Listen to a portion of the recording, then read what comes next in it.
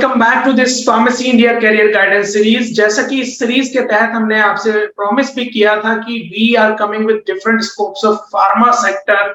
सो आज उसी को कंटिन्यू करते हुए we are having with us Shivam Sharma from Sevista global solution private limited and he is a senior medical coding analyst which is having 4 year plus of year experience। आप लोगों के बहुत सारे कमेंट्स हमें देखने को मिले कि सर मेडिकल कोडिंग्स पर बताइए, तो आज इस वीडियो में और आज इंटरेक्टिव सेशन में आप लोगों के क्वेश्चन होंगे और शिवम सर के यहाँ पर कुछ आंसर्स होंगे। So first of all on behalf of whole pharmacy India team, thank you Shivam sir for joining with us on this interaction and please share your views on to the pharma fraternity about the medical coding actually.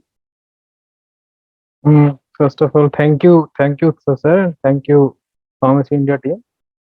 And जैसा कि आपने पूछा कि medical coding इसे मतलब easy language में रखता है, ठीक है।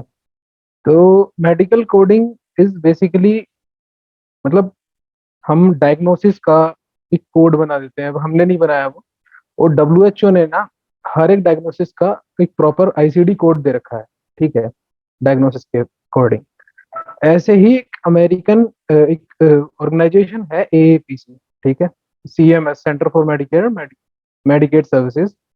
उसने जो प्रोसीजर्स होते हैं, जो सर्जरी होती है या ऑफिस विजिट वगैरह होती है, उसके लिए एक डॉलर वैल्यू के हिसाब से कोड दे रखा है। वहाँ क्या है, वहाँ ना ये नहीं है कि अगर आप एक नॉर्मल क्लिनिक में जाओगे या हॉस्पिटल में जाओगे, जो उस प्रोसीजर की कॉस्ट है वो हर जगह सेम ही रहेगी, ठीक है।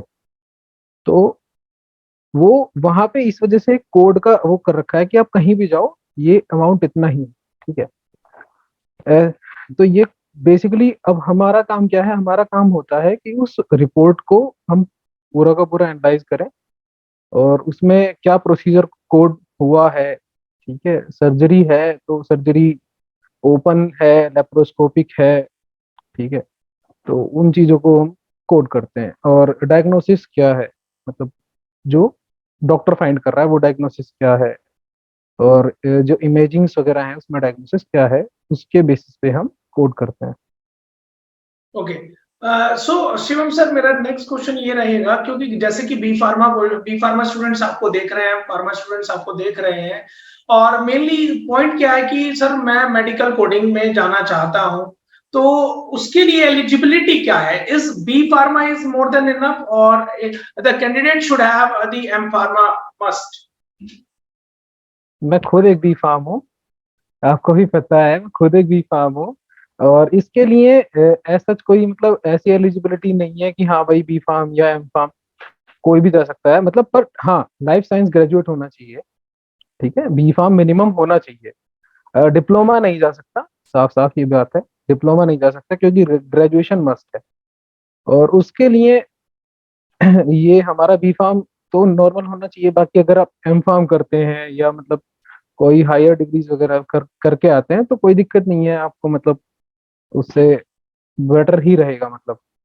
ओके सर, जैसे कि आपने बोला एम फार्मा, तो एम फार्मा अगर बी फार्म वहां पर सेम कैटेगरी में रखे जाते हैं कि प्रमोशन मिलता है या ग्रोथ भी इंप्रूव होती है if the candidate is masters? Growth होती है, बट मतलब मेनली जो कॉर्पोरेट्स में ग्रोथ होती है ना, वो आपके एक्सपीरियंस पे बेस्ड होती है, एक्सपीरियंस पे, और आप उस मतलब उस काम को कैसे हैंडल कर पा रहे हैं, ठीक है। अगर अगर आपने PhD कर रखी है और आपको बेसिक एक्सेल भी नहीं आता, ठीक है, तो आपको क्यों मतलब पे करेंगे वो? तो ये है। ओके अगर आपके पास में है मतलब स्किल्स हैं तो then they will pay. Okay sir, अगर एक स्टूडेंट को मेडिकल कोडिंग के इस फील्ड में जाना है तो वो कैसे अप्रोच कर सकता है आपकी कंपनीज को या बड़ी बड़ी कंपनीज को? कुछ कंपनीज के आप नाम बताएं जो कि बच्चे भी कैसे कनेक्ट कर सकता है, क्योंकि काफी कॉलेजेस प्लेसमेंट प्रोवाइड नहीं करा पाते हैं और students want the job after B pharm, so वो कैसे अप्रोच करें आप लोगों को और कैसे अपनी एक अच्छी जॉब और वेल सेटल्ड लाइफ जी सकते? ओके, मैं बड़ी ऑर्गेनाइजेशन का कुछ नाम बताता हूँ। जैसे कि सबसे बड़ी ऑर्गेनाइजेशन है TCS, टाटा कंसल्टेंसी सर्विसेज। ये भी इसमें कुछ होल्स हैं इसके। और फिर है ऑप्टम। ऑप्टम नाम सुना हो या फिर ऑप्टम सुना होगा मतलब। और R1 है, ठीक है। और बाकी बहुत सारी हैं, कोरो हेल्थ है, क्योरमेड है, सबस्टा ग्लोबल जो हमारी ऑर्गेनाइजेशन है वो बहुत बड़ी ऑर्गेनाइजेशन है, ठीक है। तो काफी बड़ी ऑर्गेनाइजेशंस हैं। ओके सर, और एक एक इसमें बेसिक सा अप्रोच क्वेश्चन। करने का, यस प्लीज, यस हाँ प्लीज, यस प्लीज, आप बताएं। हाँ, मतलब इसमें कैसे कैसे अप्रोच कर सकते हैं वो मैं बताता हूँ। वो सिंपल सा ये है कि मतलब उसमें एंट्री करने का तरीका, एंट्री करने का है। एक सर्टिफिकेट एग्जाम होता है जो कि एपीसी या अहीमा, दो ऑर्गेनाइजेशन है, ये अलग अलग एग्जाम कंडक्ट कराती हैं। आपको एपीसी से करना है तो एपीसी से कीजिए, अहीमा से करना है तो अहीमा से करिए। तो एपीसी जो कराती है वो सीपीसी कराती है, ठीक है। सीपीसी, अहीमा कराती है सीसीएस वगैरह। इन सब मतलब सर्टिफिकेट एग्जाम के बेस पे आप इसमें एंट्री ले सकते हो। तो ये है जी। ओके आप सर, एक कंटिन्यू बहुत करें। बेसिक सा क्वेश्चन है यहाँ पर। Salary, promotion, growth. तो एक बी फार्मा जो कैंडिडेट होता है, जैसा कि आप काफी स्टूडेंट्स को एक्सपेक्टेशन हाई होती है, सो मैं आपके वर्ड से जानना चाहूंगा what would be the salary package for the fresher candidate at the initial phase. Hmm. Salary for initial, okay, ठीक है। ये यहाँ जो सैलरी है, मतलब मैं मनी के टर्म्स में तो नहीं बता सकता मैं, मतलब एक कंपैरेटिव टर्म में बता रहा हूँ।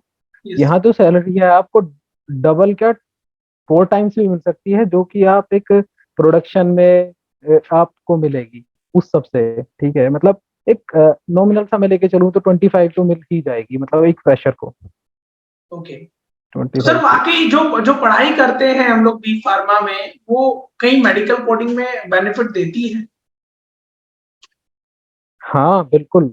बहुत जो अनाटमी है, जो मतलब पैथोफिजियोलॉजी वगैरह है, ये मतलब बहुत काम आती है, बहुत ज्यादा।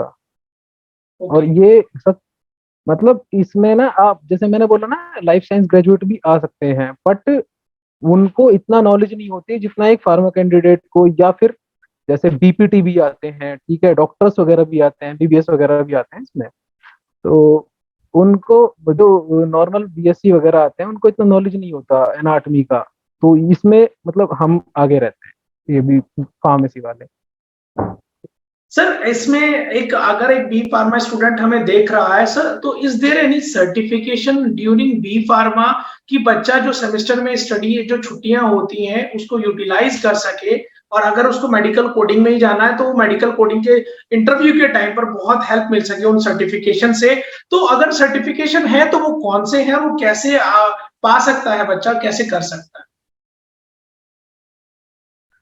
ठीक है, सर्टिफिकेशन है कैसे कर सकते हैं, तो सर्टिफिकेशन में 3 सब्जेक्ट्स होते हैं बेसिकली। एक तो एनाटॉमी, ठीक है, उसमें एनाटॉमी के हिसाब से पढ़ाया जाता है कि सुपाइन किसे कहते हैं, प्रोन किसे कहते हैं, जो हमने मतलब उसमें अपनी फार्माकोलॉजी में पढ़ा है आराम से, ठीक है, एनाटॉमी में पढ़ा है। और फार्माकोलॉजी में हमने कुछ चीजें पढ़ी हैं, जैसे ड्रग है, ठीक है, ड्रग कैसे कैसे काम करता है, तो कौन से ड्रग किस मतलब रूट वगैरह से दी जाते हैं, वो भी यहाँ पे देखा जाता है काफी हद तक। और कि डायग्नोसिस है, तो डायग्नोसिस मतलब इंसुलिन डिपेंडेंट कोई डायबिटीज है, नॉन इंसुलिन डिपेंडेंट है, तो उन सब के फैक्टर्स भी आते हैं। हाँ, अब सर्टिफिकेट पे आते हैं, तो सर्टिफिकेट इसका करने का, एक तो डिफरेंट डिफरेंट ऑर्गेनाइजेशंस खुली हुई हैं, ठीक है, वो कोचिंग सेंटर्स हैं जो कराते हैं, ठीक है। अगर आप खुद से करना चाहें तो तैयारी आप खुद कर सकते हैं।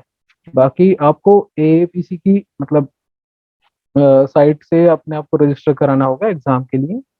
और वो एग्जाम कंडक्ट कराते हैं, जो भी उनका नियर बाई सेंटर होगा वो वहाँ पे आपको भेज देंगे या आपको लोकेट कर देंगे जो भी।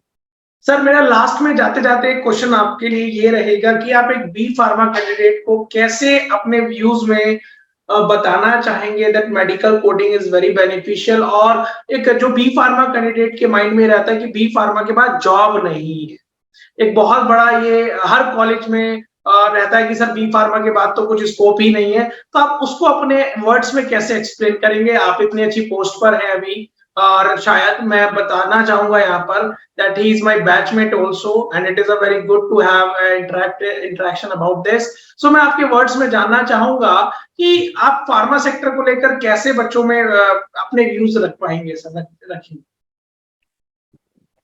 तो ये जो होता था ना, ये फार्मा का स्कोप नहीं है, या मतलब एमआर में जा सकते हो, प्रोडक्शन में जा सकते हो, ये होता था अब से 10 साल पहले।